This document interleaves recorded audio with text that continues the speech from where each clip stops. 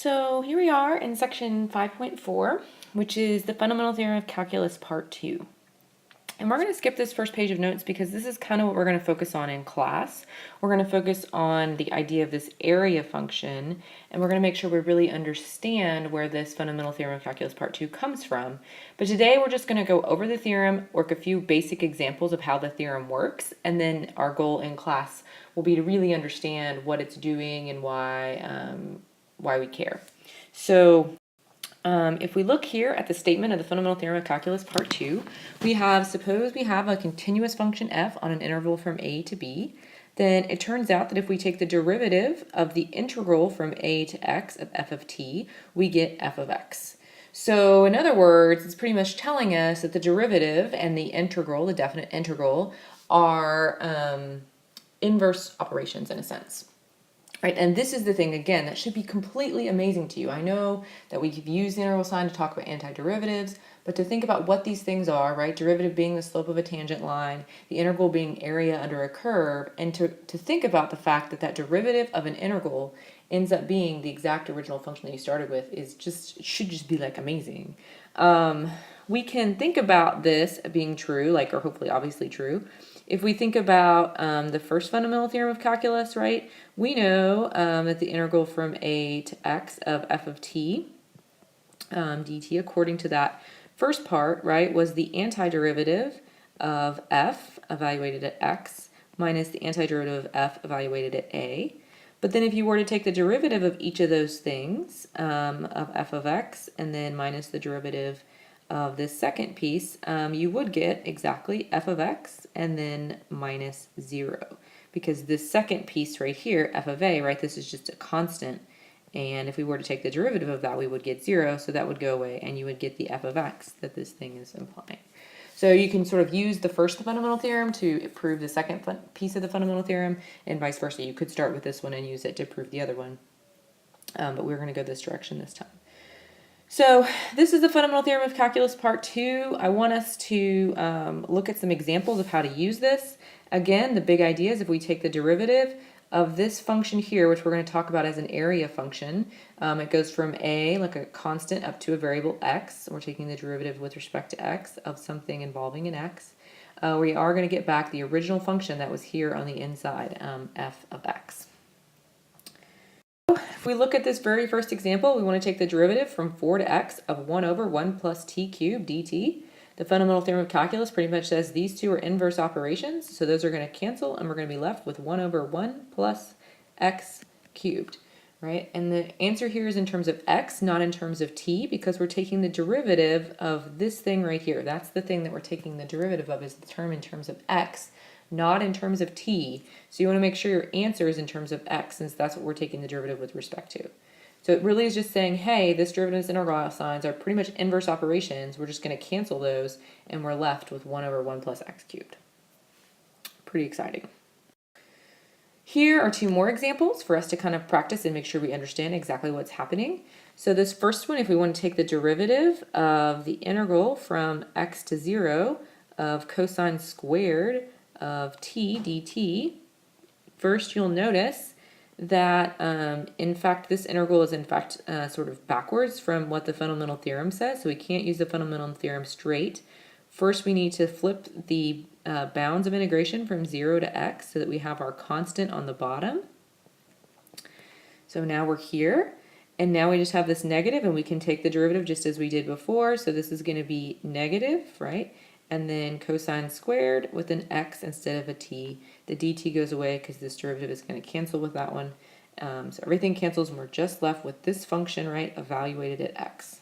That's pretty much what this fundamental theorem of calculus part 2 says.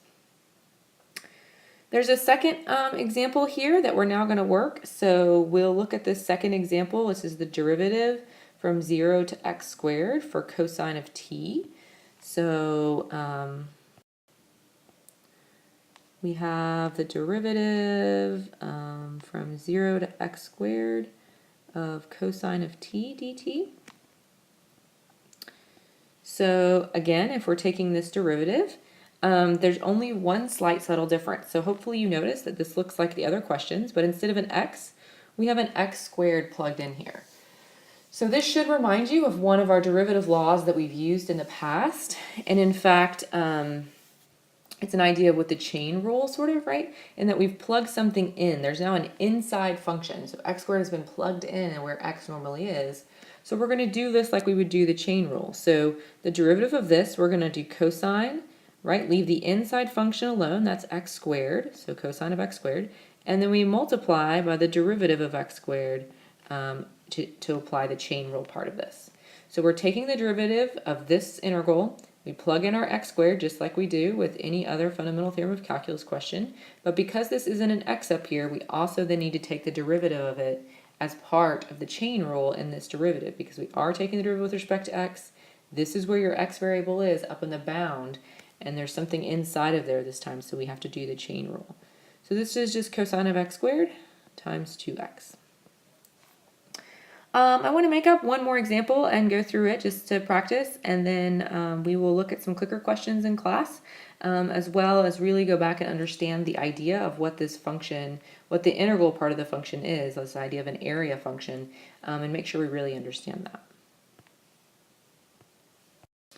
So our last example, let's just make something up here. We can go the derivative of the integral from x to, I don't know, let's say sine of x of, you see, we could put any function we want in here. Let's just say, I don't know, e to the 3t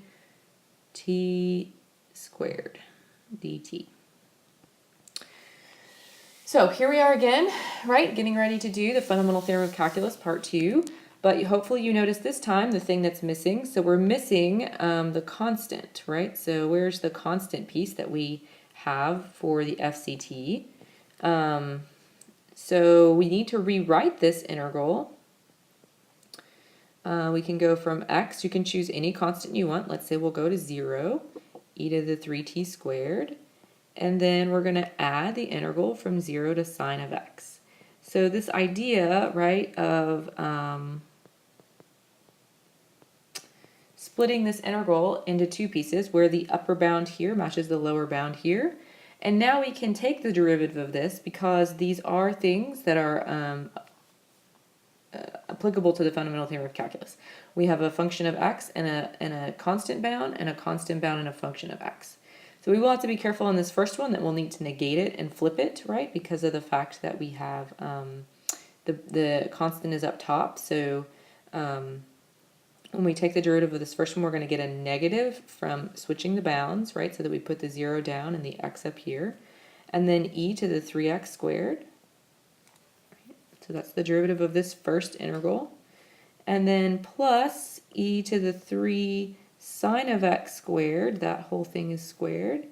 And then don't forget you want to multiply by the derivative of sine of x because this function up here is not just x, so there's a chain rule piece there. So if we're simplifying this down, that's negative 3x squared, e to the 3x squared, and then plus e to the 3 sine of x, that quantity squared, and then this is times cosine of x. And that's the derivative for this integral. So those are some examples of the fundamental theorem of calculus part 2. We'll look at some examples in class as well as really go over and understand the area function as well.